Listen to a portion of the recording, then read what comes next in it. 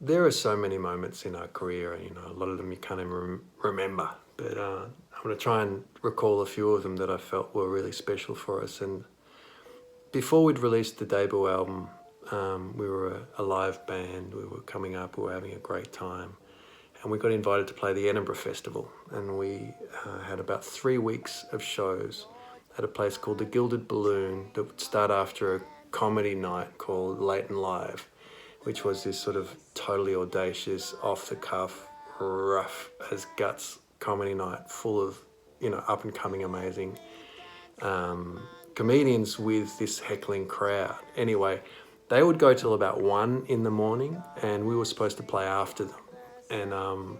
And they would usually go till about 1:30. It would just carry on.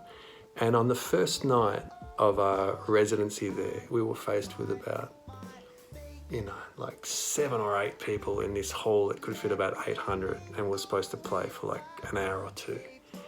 And we played that night, and I remember waking up the next day going, oh geez, this could be a long season, and is this just going to be one of those really desperate, difficult times? Now the next night was similar. Maybe there was 10 or 20 people in the room after this comedy thing. We got on stage and we were playing, we were playing hard, we were young. And Harry had this idea. He was really leading the band in those days from a, singing perspective. And he brought those 20 people onto stage with us. The rest of the hall was empty.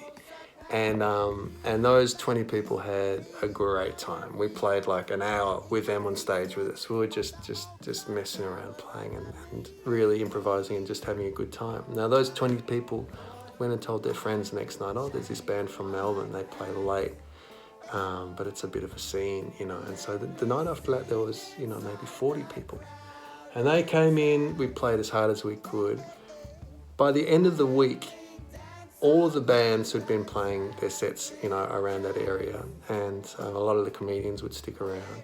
By the end of that week, there was 800 people in the room, and people were hanging off the rafters, and we would invite weird jugglers and Eastern European musicians and bagpipers and like just whoever on stage with us. And it was this completely chaotic thing. But that moment, and I think it was probably led by Harry in a lot of ways because he had the guts to invite them up on stage and create that real connection. When I realised that we could conquer a residency nightly that started at about 1 and finished at about 4 or 5 in the morning, if we could do that, then we could just about go on and do anything, and that residency ended up being just the source of a lot of songs and the source of a lot of confidence that we knew that if we played our hearts out and with the right intent, then we could generate a word of mouth that would really propel the band forward. And that really, for me, carried this super confidence for the band after that. And so that first proper overseas tour, was very, very significant for the rest of our career. Yeah.